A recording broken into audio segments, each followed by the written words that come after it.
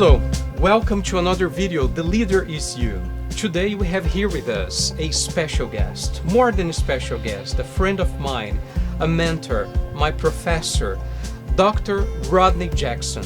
How are you, Doctor? I'm doing great. So exciting having you here today. And I'm just as excited as you to be a part of this. Dr. Jackson currently serves as Chief Academic Officer, Vice President of Academic Affairs, Academic Dean of Beulah Heights University. He has a doctoral degree in organizational psychology. He has an extensive background in faith-based, philanthropic, and nonprofit organizations, and he is a certified John Maxwell coach. He is a full professor, trainer, speaker, one of the smartest, kindest people I have ever met. Dr. Jackson, when did it all start for you? When was the moment that you realized, I want to help people achieve their full potential, or I want to work with people? When did it happen, and how did it happen for you? Wow, that's a great question. I think, as I think about it, I can't say when it happened, but I can say when I began to start evolving into it. And I have to go back to my childhood. My father, who was a very influential person in my life, would take me and my older brother with him when he would go and work. And he was a boys club director. He worked at a boys club that served young teenagers, males in the community, and that he was a director, and he would set up programs to work with these kids. And I think I just noticed how he was always surrounded by people, always standing in the center of people, giving instruction, encouragement, and all of those things.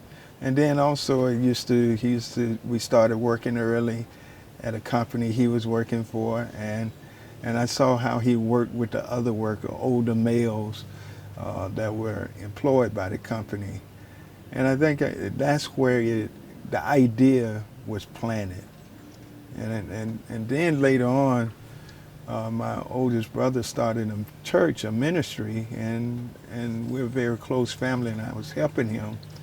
And we were serving people, working with people, leading them, inspiring them. And I think I began it was an evolution, start evolving. And I always found myself inspiring and helping people and encouraging them. Dr. Jackson, as you mentioned, your brother is a minister, right? And when we study psychology, I noticed a very close connection between psychology principles and religious principles, especially when it comes to help people, understand people. How can a psychologist, a coach, guide a person? How different is that from a servant, a pastor, to guide someone? I think, they're very close, because as a leader, coach, and as a pastor, you're working within the arena, the interdomain of people. Now, from a pastor perspective, that's spiritual. You're dealing with that spiritual side of a person that definitely motivate the type of life that individual live. And in psychology, you have transpersonal psychology, which was one of the latest psychological theories that developed, where you had theorists who saw that there was a little bit more to it than just the psychological part, the behavior, that people possess this inner drive, this inner spirit that in psychology they couldn't put a name on it, but they say transpersonal, that side of an individual that goes beyond the psychological part of it. Okay. So, it's an intersection, it's a closeness, and so I think they both clash together. Dr. Jackson, very often in our lives, Mm-hmm. we come to a moment that we think, I need to change. Mm-hmm. Yes. Whether it's a change in our behavior, in our relationships, Mm. or a professional change. Where does transformation begin? And what is the first step? Well, wow. I think, transformation is psychological. I think that God has created us a way. We're the only species that have an inner life. We have thoughts, we have ideas, and when life out here gets so tough, we can retreat into and create a world. So I think that life does not allow you to stay the same. It is constantly evolving, constantly changing. I think that we have been created in a way not to stay stagnant or to stay the same. So I think that that's where transformation comes into the picture, because we're always becoming, we're always evolving, we're never staying the same. So in order to keep up with that, we have to make this mental shift to handle a new reality.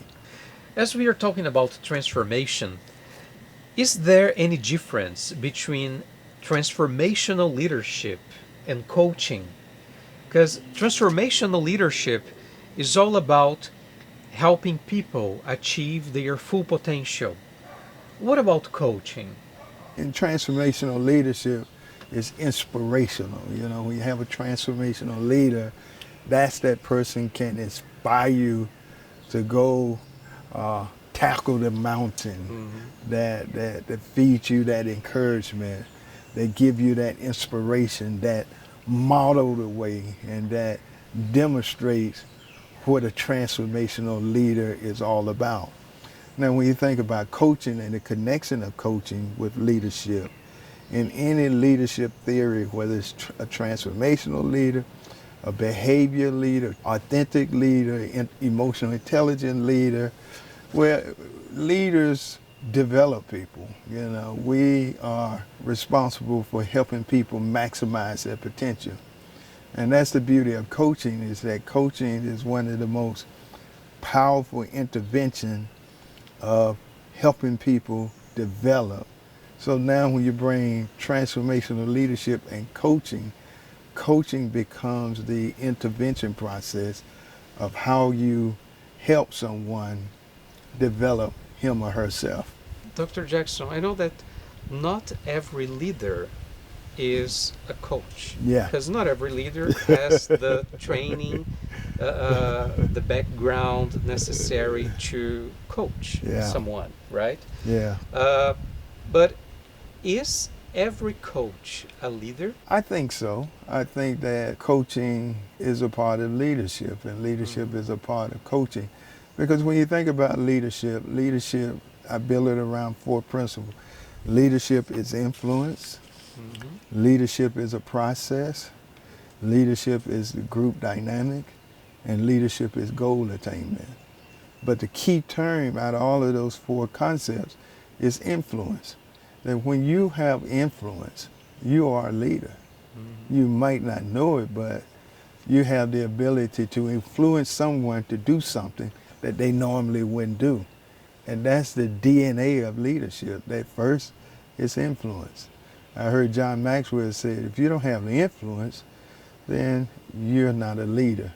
So leadership is about that ability to influence people to do something that's bigger than themselves, that's going to help the bigger picture. Yeah, but also not every leader uses this influence with a positive purpose. Yes. Not necessarily this influence is positive all the time. Yeah. Sometimes they can use this influence they have over others for something that is not good. Yeah. Well, one thing in transformational leadership, we talk about inspiration. And then we also talk about pseudo transformation, which means individuals who are transformational have influence, but not using their leadership for the right thing. Author Eugene Peterson writes in a book, he talks about, most of the time we talk about the positive side of leadership. Yes. But Eugene Peterson come at it a different way. He talks about the shadow side of leadership. Oh. And he stressed that we should talk more about that, because the shadow side of leadership talks about when someone who has influence is using it from the shadow, in which the shadow is the dark side, using it in the wrong way.